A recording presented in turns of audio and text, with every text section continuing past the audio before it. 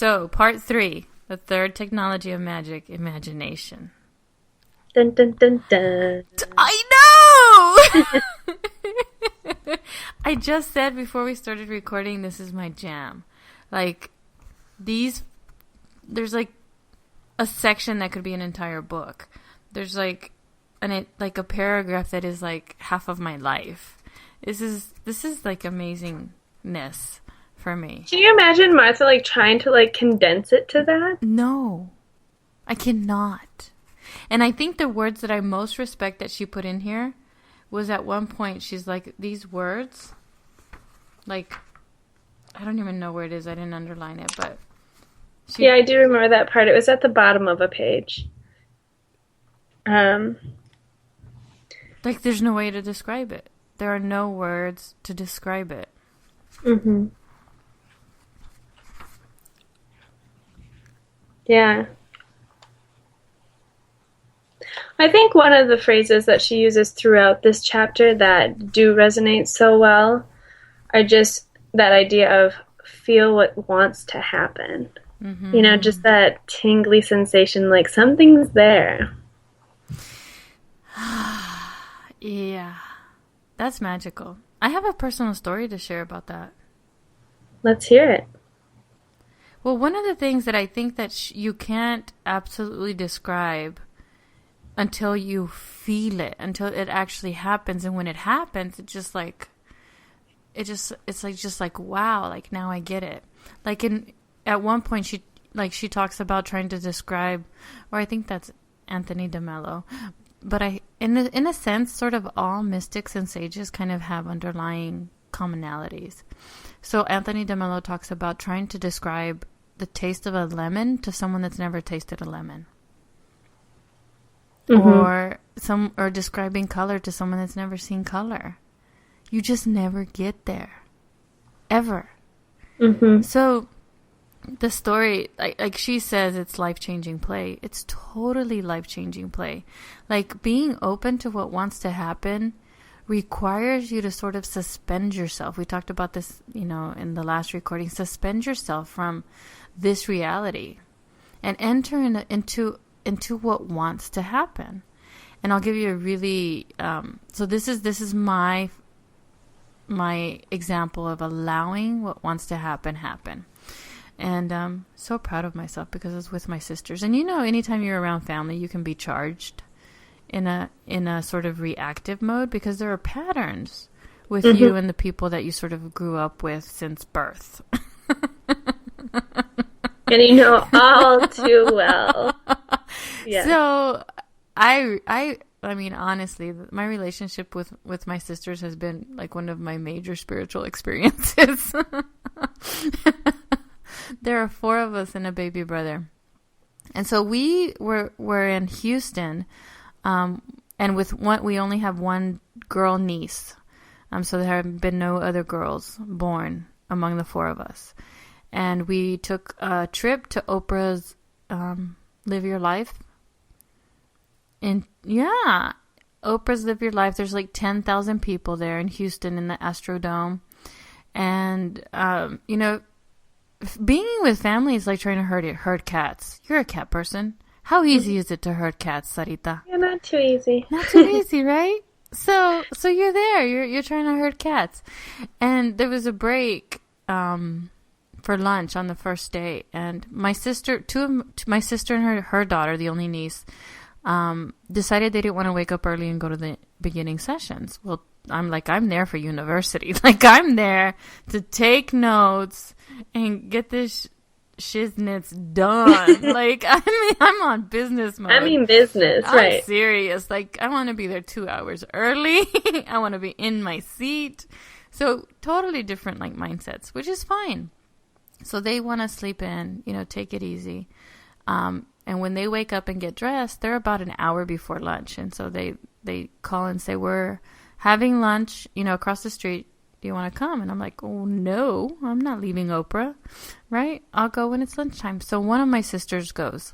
One of my sisters stays with me. There's 5 of us. So at the break, we meet them for lunch, and they were almost done. And I'm carting. Like, I'm seriously like a 6th grade nerd. Like, I have a backpack of books. And one of my sisters says, like, what is that? Like, what are you doing? And I'm like, I brought my books with me from all the authors that are here in case I can get them to sign it for me. And she looks at me like, really? 10,000 people. There's not a scheduled book signing. It's just like, okay. And for some reason, I'm like, hey, if it happens, it happens. Like, I'm ready. The books are here. I've got my black permanent marker. Like, dude. I've tested 10,000 times. Yes. And these are like the best kinds of books because they're like literally almost torn up. They've been read so much, right? So they've been loved on, like the Velveteen Rabbit, loved. And so they're done. I'm waiting for some reason, I don't know, to get a to-go box or something. And one of my sisters goes to the bathroom. The other 2 sisters go out with my niece. And I'm like looking left and right. What do I do? I'm like, well, I have to go to the bathroom. So I go with my other sister.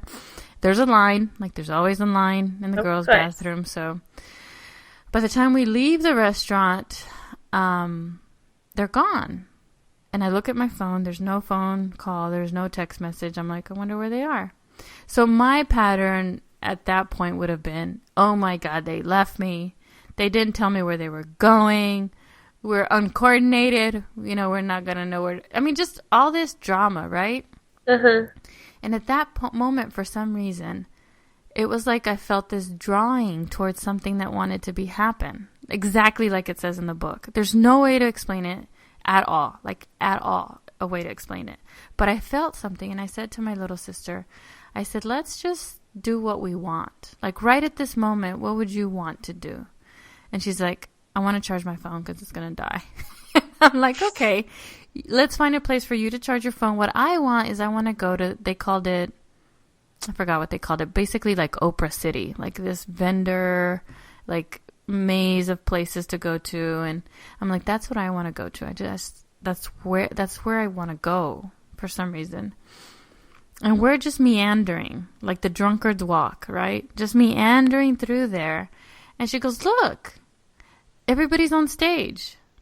So all the authors like Deepak Chopra, Rob Bell, Melissa Gilbert, they're all there, like having this casual talk on stage. And I'm like, oh, cool. And then so we walk towards it, and she guides me left, whereas I would have gone right for some reason. And she's like, look, let's come over here. There's a spot because, there's a ton of people around the stage. And then as we get like to our spot, they're like, okay, guys, we're done. It's time to go back. And I'm like, oh, man. You know what I mean? Darn. That was such a perfect little girl voice. Oh, man. But I'm like, whatever. So then it's like this, like time slows down. They start to exit the stage towards us. And I'm like, they're coming this way. Oh my gosh, they're coming this way. And then all of a sudden I see a girl or a woman, like with her book sticking out. And I'm like, they have books? Oh my God, they have books! And I'm like, so I reach for my books. Rob Bell's right in front of me having a conversation, and I hand him my book. He signs it. And I'm like, Rob Bell just signed my book. This is happening right now. This is happening. I'm like, oh my gosh. So then here's the like what gives me chills talking about it. I reach for my Elizabeth Gilbert book, and you would think it's Eat, Pray, Love. It's not Eat, Pray, Love. It's a book she wrote after she got married called Committed. I read it. Mm-hmm. I love it. I mean, like literally like Find Your Way in a Wild New World. Read it, right? Double markers plus pencil. And with all the paraphernalia. And so I'm looking at the book. Melissa Gilbert, I think, is shy by nature, is my impression. She was off Elizabeth? to the Elizabeth Gilbert, yeah. Why did I say Melissa? I don't know. Elizabeth, Melissa, kind of similar. So she's kind of off to the left, sort of hiding behind so the crowd can't see her. I'm looking at my book. I'm looking at the security guard. I'm looking at my book. The security guard gives me this look like, give it to me. I'm like, oh my God! So I give it to him.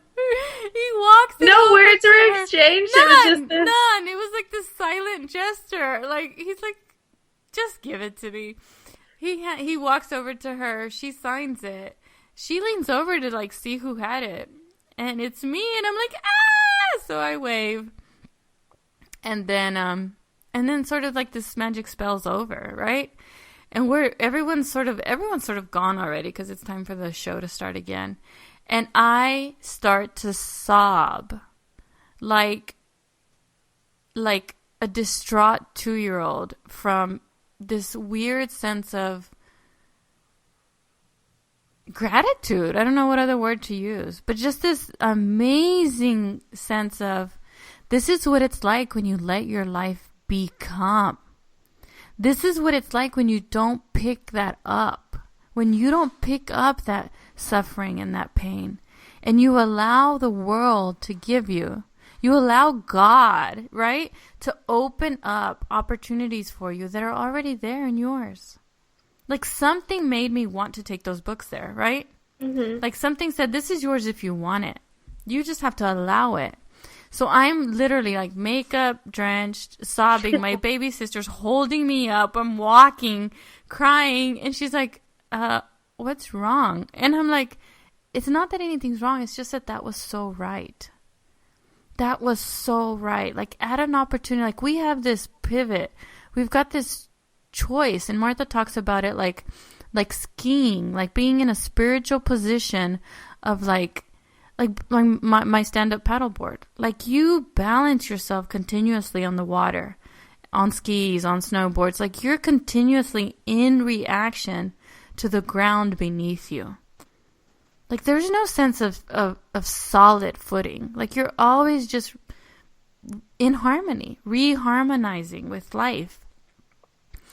And that's kind of what I explained to her. I said, see, that's what it's like.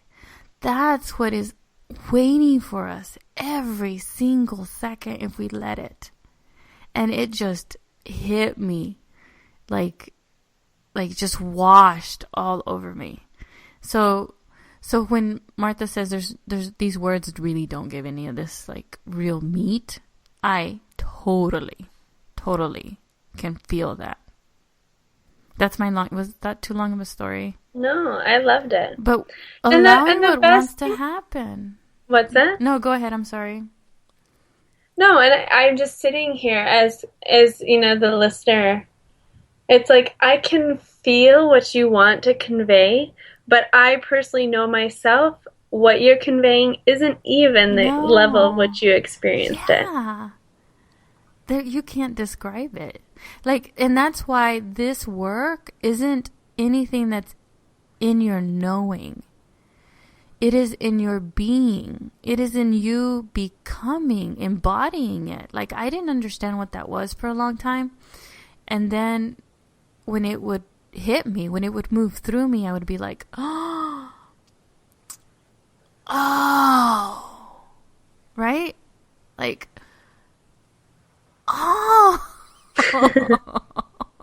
like, there's no words. So that's what they're talking about. I'm like, but the words are so simple. Like, you can't, like, see through the eyes of your heart. It's such a simple sort of phrase. But when you can see through your heart, like, dimensions, literally realities beyond this. It's amazing. I think about that too, also with this sense of like awakening and personal growth and kind of searching to live more consciously. The hardest concept to grasp is, like, if you think about like mystics and all of the Wayfinders and everyone before us, mm-hmm. Technically everything is already known. Everything is already experienced. Everything is already there. Yeah. It's just waiting for that moment for you to click into it. Yes. Yeah. You know, that's like the craziest thing, because it's scary, but it's also super inspiring. Like, I personally think, God, like, I think about my past and how many missed opportunities there may have been. You know, you could spend days wallowing in that. But then if you flip it, you know, the flip side of the coin is look at how much there is left. Right? Yeah. Excuse me. I had that conversation with David, like, just now. I'm looking at him and I'm like, wow. Like, we have adult sons. And look at us, we're still alive. Like, we're still in this, you know? Oh, come on. No, I'm not even kidding. I'm like, wow, like, you can't, I'm sure there's a lot of moms out there that are like, there's a 2-year-old, like, who's not allowing you to sleep, or somebody that has colic. You just can't see past that. You know? You just can't see past that. I get to, like, use the bathroom with the door closed. I get to sleep 8 hours. I mean, this is magical. Sarita, it is magical. Like, it just is. It just is. But on page 135, it goes into the Wayfinders Imagination. This section is an entire book. Those 2 paragraphs on 135 and 136. And that's what you just said. The body links directly into imagination, bypassing what we think is logical. So when we tap into wordlessness and oneness, like, the potential of possibilities move beyond being. Well, I think that even happened to me in like a very different level when I was reading this chapter 8. You know, I read it and I continued on with the book, and then I quick skimmed it before our call just to make sure, you know, different points that I wanted to remember. And when I read about, just even on the first page of the imagination prompts, when she was talking about this idea of, it's the bottom of the paragraph, when she said that the ecosystem supported so many springbucks that the Vortrekkers often had to sit on their wagons for 3 solid days waiting for the herds to pass by. Mm-hmm. Like, I could read that sentence, and I did the first time, kind of like, wow, cool. But if you allow yourself to think about that and really go there, like, to physically imagine that, that alone is so, like, awe-inspiring. I can't just sit and watch herds and herds pass with nonstop for 3 days. And I feel like that idea is just, like, a little tiny pin drop in the whole idea of it all. Yeah. Well, on page 137, it says, find what wants to be real, then work like a detective, like a doctor, like an architect, like an engineer to conjure that thing into 3 dimensions. What you just said is sort of this, we have scales over our eyes and we have armor over our heart. I mean, we separate ourselves from the magic that is around us. So you said just that idea of that actually happening, like, puts you into a different experience, right? So I used my pencil, my pendant and a pencil, and I wrote on the page, and I was as I was writing one word, literally, I just wrote writing. That is conjuring into 3 dimensions. That is being an alchemist between the piece of paper that is wood, right? And the lead from the pencil, and my imagination to create a word that someone else can understand, to literally translate between experiences. A single word.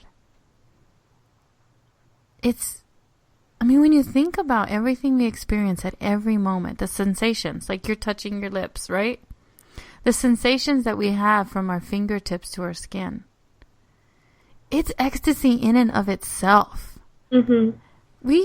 I think we're so lost to the noise that seduces us away from our spirit. And for me, this piece, like becoming a magician and in using our imagination, for me is the gateway. And this is my original medicine. This is my, like when I ask, we talked about this in the last recording, when I asked my cousins what I was about, right? They said, you created magic potions, you imagined things. This is what you did. This is what I've always done. Like the things that have come into being in my life have no logical, like the math does not add up. It doesn't. It couldn't be. If somebody said this will happen, you wouldn't believe it. It'd be impossible. So, like the last words in the section, using your imagination, becoming a magician, say, learning to use your Wayfinder's imagination is good, hard, life-changing play. Albert Einstein says play is the most serious learning. I mean, I think that's where a lot of confusion happens, too. When you talk about, wearing that armor and whatnot, a lot of times there's this confusion between what should be hard. Like we protect ourselves and we force ourselves or push ourselves towards something that we think should happen or should be in existence. Whereas this idea of magic and imagination, it's not all like, oh, I think it and therefore it is necessarily. It's more of that conscientious, like, I like how she says it's a muscular active practice of creation. Mm-hmm. There is that active, even when you're talking about that writing the word in itself isn't the difficult part, but you're taking action to do it. Oh, yeah. I think the action, well, one of the, in this chapter, she talks about when she was learning code, like how to develop a website, like time, like it's all she wanted to do. I don't know what I was doing last night, but I was in the same space. I'm like, oh crap, it's 2:00 in the morning. I have to go to sleep. You know what I mean? Like you're doing it. It's doing to the point of losing your surroundings. It's that idea of flow. Not this forced, I must go to the gym and work out for 30 minutes and lift pounds for, 17 reps. That's not magic, right? Magic is movement towards light, like that inspired action. Allowing what wants to be, allowing what wants to happen is like reaching for a butterfly, not knowing that you're not gonna catch it, but just the act of reaching for it. The strongest imagery that made that hit home for me was in the story of the Polynesian navigator. Oh, that was beautiful. Oh God, didn't you love that? Just so beautiful. This concept of being in this vast, huge, endless ocean, and you're thinking you have to get somewhere. And then once you tap into the wordlessness and then the oneness and allowing the imagination to be, all of a sudden the island's rising up from underneath right where you are. Yeah, the sunlight on his shoulder, guiding him. That's mystical. All of this is mystical, though. All of it is mystical. I think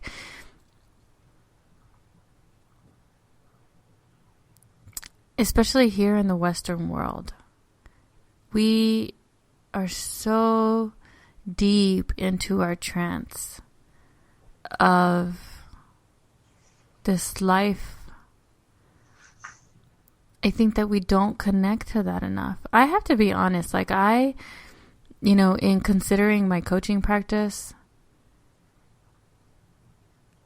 the idea of saying that this is spiritual development. This isn't personal development. Like that's my call in the world. I know that in every fiber of my being. I know that. And anyone that's around me knows that about me.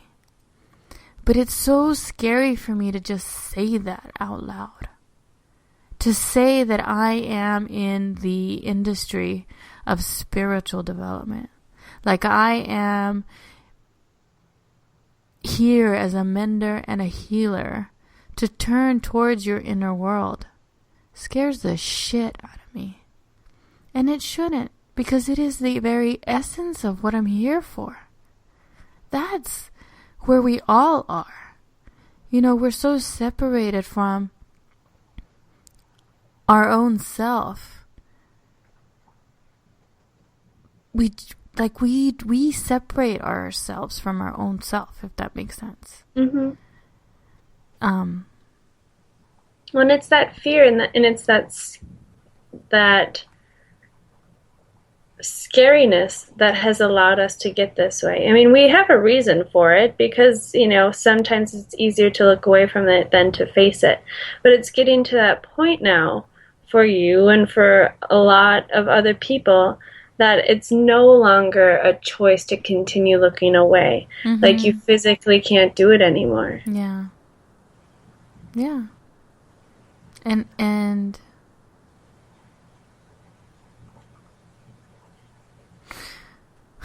yeah. Read the words, but yes. Feel it. I know. It's just so cool. This, in and of itself, this magic we're creating between us, through us, for others, on this platform, it's its own magic.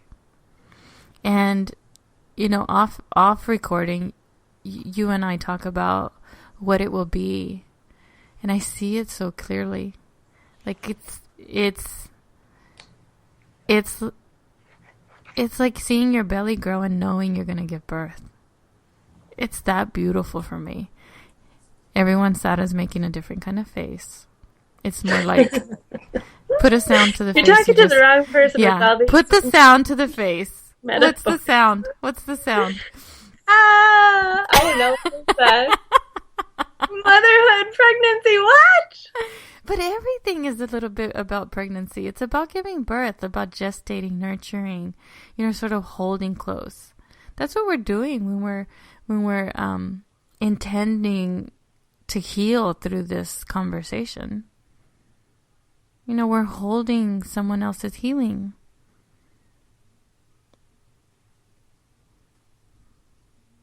Just my idea, thought. I'm sitting here speechless, not because, I don't know, I'm just thoroughly enjoying everything. I'm sitting as one of the listeners, kind of, okay, nodding my head.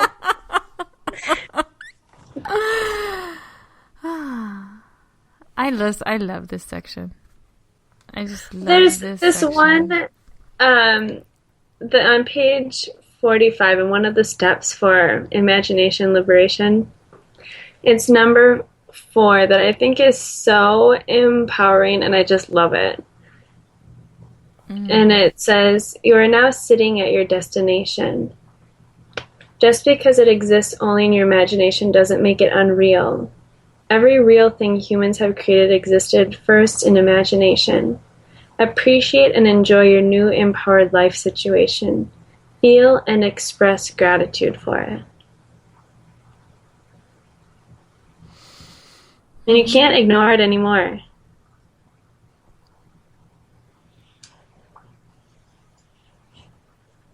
That's cheating, Sarah. You heard it.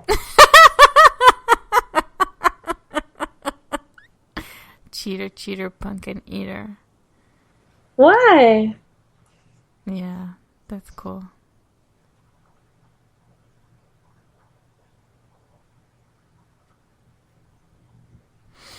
It's pretty powerful stuff. Yeah. Well, and what I want to go back to is what you said about action, because there's so much learning in doing, but it's not in doing it, it's in the being around your doing. So by it's sort of we don't have to say it anymore from now on, but the preface, the pre-work, the homework, the setup, right, is always wordlessness and oneness. And once you have that, then you have a committed deep practice where you gain traction, and that's on page 144. But that's when you move. Like, you don't move until you're connected. you don't, and it's not that you have to be motivated or that you have to, sort of, it's just that what you'll do if you're present is completely different than what you'll do if you're scared. What you'll do is if you're sitting in a trusted, cradled feeling is different than what you'll do if you're scared. Even what you and I will talk about. Everything gets limited when we don't sort of sit in an open, responsive stance. Does that make sense? Mm-hmm. And I think that goes back to what you said in 4. You're already there. Just because it's not your reality, it's already yours.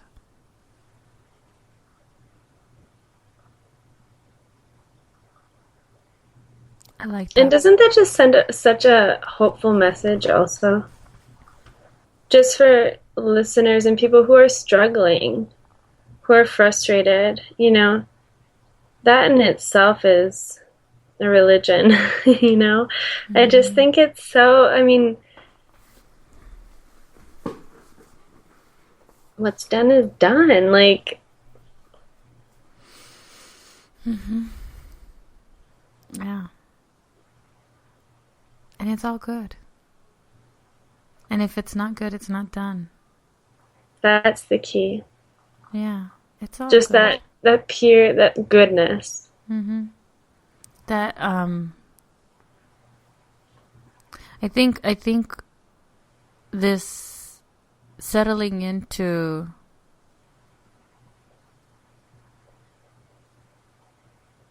peace, like we can pick up our suffering or we can let it go. And when we let it go, we're in our natural state. And our natural state is love and it's peace. It's this just harmony. Like there's no tension between this, Byron Katie has that book, Loving What Is. There's no tension. There's no pain. There's no suffering. You're already home. You're already home.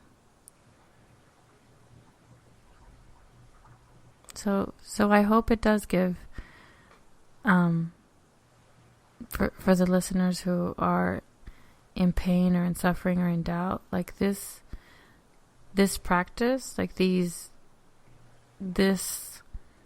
will wake you up from that dream. Like you said, it'll bring you into a new consciousness. Like you'll be here. What I love to say and what I say all the time in my teachings is everything will change, but nothing will be different. Nothing will be different. Physically, what you see, nothing will be different, but everything will change.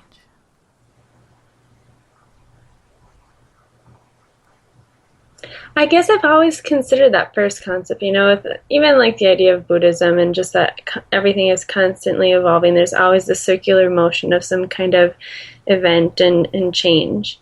But I've never outwardly acknowledged that concept that there's not the difference, at that core state.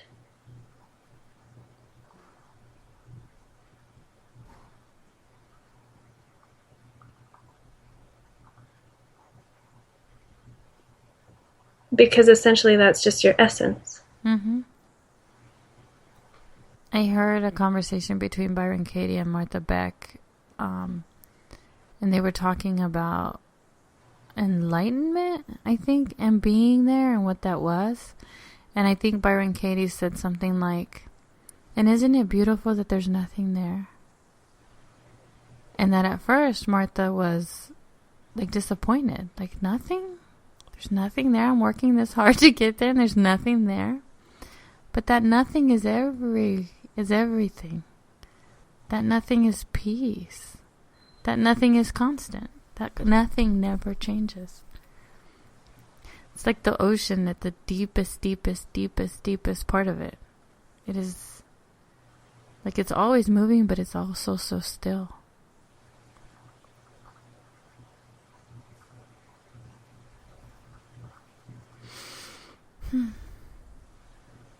Have we rambled enough? Yeah, I think that's a wrap. That's a pretty solid thought to ponder. I don't even know where that came from, to be honest.